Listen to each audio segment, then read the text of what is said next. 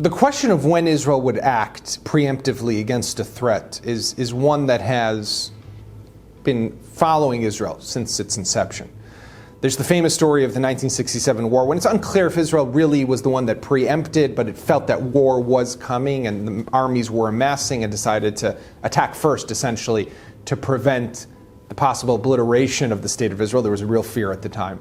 But the real two times that Israel has acted against another state has been when it comes to a nuclear threat. The first was in Iraq in '81, and the second time was in 2007 against Syria's nuclear reactor.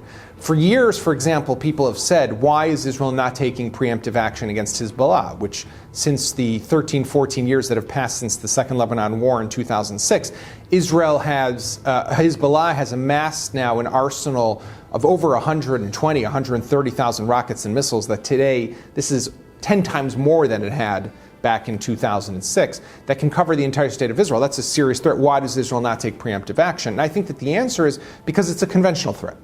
And a conventional threat that does not endanger the existence of the state of Israel is a threat that Israel would not necessarily take preemptive action. But there's a debate about that.